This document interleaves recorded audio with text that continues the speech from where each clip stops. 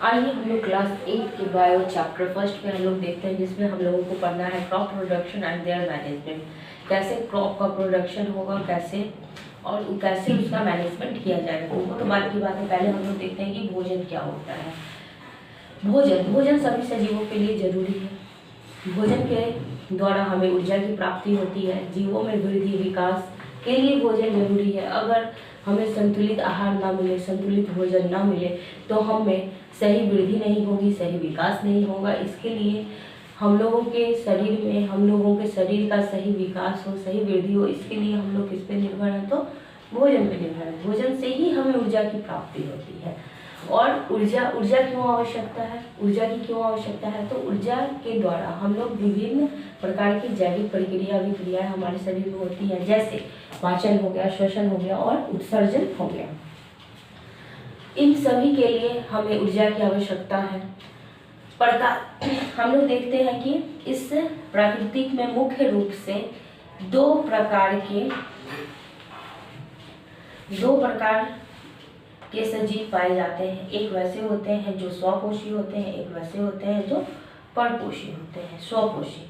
स्वपोषी उन्हें कहते हैं जो अपना भोजन स्वयं बनाते हैं, वह किसी दूसरे जीव पे निर्भर नहीं होते हैं। वह इस प्रकृति में पाए जाने वाले तत्व के द्वारा अपना भोजन स्वयं बनाएंगे। उन्हें हम स्वपोषी कहते हैं। स्वपोषी में हरे पेड़ पौधे आते हैं। जितने भी हरे पेड़ पौधे इस प्रकृति में उपस्थित हैं, वह स्वपोषी होते हैं। वह अपना भोजन स्वयं बनाते हैं, उन्हें हम स्वपोषी कहते हैं। तो हरे पेड़ पौधे कैसे अपना भोजन बनाते हैं, आइए हम लोग ये देखते हैं। तो प्रकाश संश्लेषण, आखिरकार ये प्रकाश संश्लेषण होता क्या है? तो प्रकाश संश्लेषण वैसा विधि है जिसके द्वारा हरे पेड़ पौधे अपना भोजन स्वयं बनाते हैं, उसे हम प्रकाश संश्लेषण कहते हैं। हरे पेड़ पौधों में क्लोरोफिल उपस्थित होता है, जो कि प्रकाश संश्लेषण में बहुत ही ज़्यादा महत्वपूर्ण भूमिका रखता है।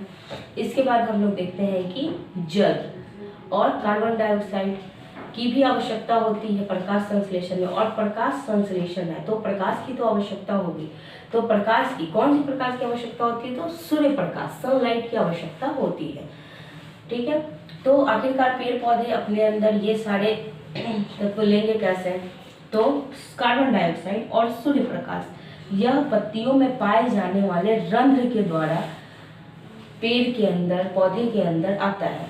अब ये रंध्र क्या होता है? तो ये पत्तियां होती हैं और इनमें छोटे छोटे छिद्र पाए जाते हैं, जो हमें खुली आंखों से, नग्न आंखों से दिखाई नहीं देते हैं। इनके लिए हमें माइक्रोस्कोप की आवश्यकता होती है, और यह माइक्रोस्कोप से हम देखेंगे तो यह रंध्र हमें अच्छी प्रकार से दिखाई देगा। इन्हीं रंध्र के द्वारा क्या क्या प्लांट में जाता है? तो कार्बन डाइऑक्साइड जाता है और सनलाइट जाता है। ठीक है।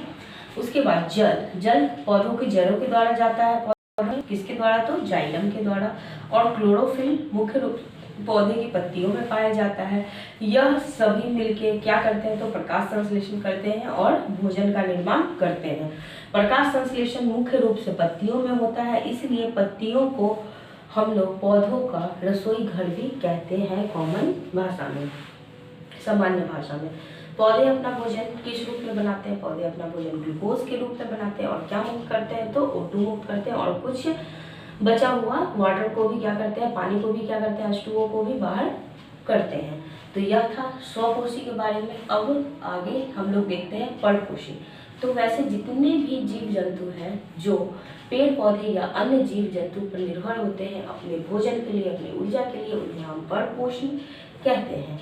तो परपोषी आगे हम लोग अगले क्लास में देखेंगे। अभी के लिए इतना ही।